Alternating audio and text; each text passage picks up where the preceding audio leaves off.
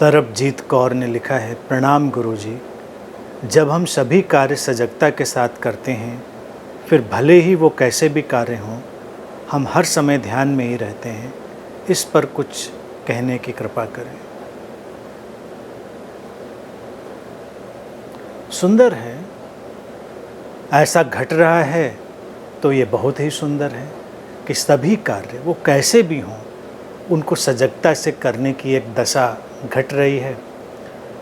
और ये भी कहा कि फिर हम हमेशा ध्यान में ही रहते हैं। तो जाहिर सी बात है, जब तुम सजगता से जीना सीख लेते हो तो तुम ध्यानपूर्ण हो जाते हो। ध्यान वही है, ध्यान कोई अलग की चीज़ नहीं है कि हमारे जीवन में अलग से जोड़ी जाए।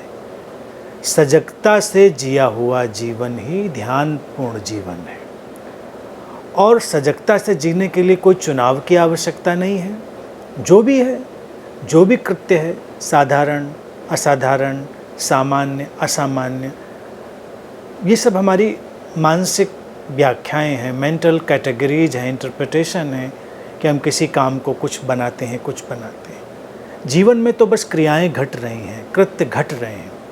तुम उनको घटता हुआ भी देखते हो और उस सारी प्रक्रिया में तुम पूरी तरह जागरूक बने रहते हो, सजग बने रहते हो। अब छोटे से छोटा काम ही क्यों ना हो, एक प्याला चाय पीना ही क्यों ना हो, टहलना क्यों ना हो, मैं तो हर बात पर इस बात को कहता रहा हूँ कि सजगता को फैलाना है।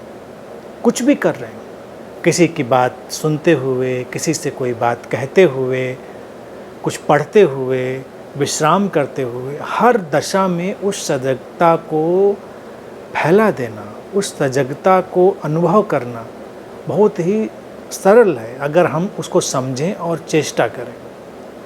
चेष्टा करने का अभिप्राय है कि एक बार हम फोकस डेवलप करें, फिर वो स्पॉन्टेनियसली अपना काम करने लगता है, स्वतः स्फूर्त ढंग से। तो ये दशा जब भी किसी सीकर के अंदर घटती है, जो खोजी है जब ऐसा अनुभव करता है और उस ध्यानपूर्णता को अपने अंदर वो पाता है, तो ये बहुत ही शुभ और सौभाग्य की घटना है। उसको उस समय अस्तित्व के प्रति गहरे अनुग्रह का, थैंकफुलनेस का भाव रखना चाहिए। वही उसकी प्रार्थना बनेगी, गहरा अनुग्रह। और जब भी ये घटेगा तो जितने भी कर्मकांड हैं वो गिरेंगे, जितने भी अंधविश्वास हैं वो गिरेंगे और जीवन अंतर्दृष्टि संपन्न होगा। जीवन अंतर्दृष्टि से चलेगा। और अंतर्दृष्टि है, इसका पता कैसे चलेगा? जो भी तुम्हारे जीवन में शांति, समस्वरता और प्रसन्नता लाने वाली दृष्टि होगी, वो अंतर्दृष्टि होगी। और ये अंतर्दृष्टि सहजता से उपलब्ध होगी जब तुमने सजगता से सारा जीवन जिया होगा और तुमने ध्यानपूर्ण अवस्था को अनुभव किया होगा। तो बस इस तरह से ही उसको देख सकते हैं।